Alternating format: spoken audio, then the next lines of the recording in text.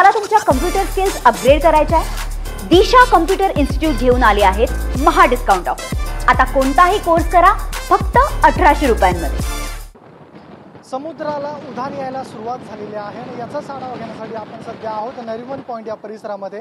आणि आपण या ठिकाणी दृश्यांमध्ये बघू शकतो समुद्र या ठिकाणी खवळलेला पाहायला मिळतो आणि तोच खवळलेला समुद्र पाहण्यासाठी या ठिकाणी मोठ्या प्रमाणावर नागरिकांनी गर्दी केलेली असून आपण या ठिकाणी दृश्यांमध्ये हे समुद्राचं काही प्रमाणात रौद्ररूप पाहू शकतो। हवामान विभागाने दिलेल्या माहितीनुसार 4:30च्या सुमारास जवळपास 4.17 मीटरच्या लांब उंच लाटा या ठिकाणी समुद्रावरती येणार असून हा हायटाइड असल्याचं हवामान विभागाने सांगितलेलं आहे। त्यानुसार या ठिकाणी आपण जे नागरिक आहेत त्यांची गर्दी या ठिकाणी बघू शकतो। नरिमन पॉइंट हा परिसर जो आहे तो या ठिकाणी नागरिकांनी फुलून गेलेला आहे आणि हायटाइडच्या अनुषंगाने या ठिकाणी ज्या यंत्रणा आहेत, पोलीस असतील तसेच संबंधित यंत्रणा असतील त्यांच्याकडून देखील सूचना करण्यात आलेली आहे की नागरिकांनी जास्त समुद्राच्या जवळ जाऊ नये।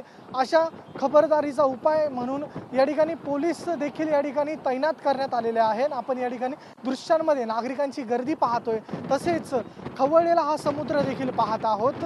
आज सकाळी पावसाने हजेरी लावलेली होती, मात्र आता दुपारच्या वेळी कुठेही पावसाची या ठिकाणी हजेरी नाही आहे, त्यामुळे कुठेतरी हायटाइड आल्यामुळे जास्त परिणाम मुंबईवर दिसून येत नाहीये। मात्र ज्यावेळेस हायटाइड आणि पाऊस दोन्ही एकाच वेळेस असतात त्यावेळी मुंबईची तुंबई व्हायला दिसून येत आहे, हे आपल्याला माहीतच आहे ना। आपण या ठिकाणी दृश्यांमध्ये बघू शकतो आता समुद्र खवळायला सुरुवात झालेली आहे। जवळपास 4:30 वाजून आलेले आहेत। नागरिक हेच हायटाइड बघण्यासाठी या ठिकाणी नरिमन पॉईंटवरती मोठी गर्दी केलेली आहे।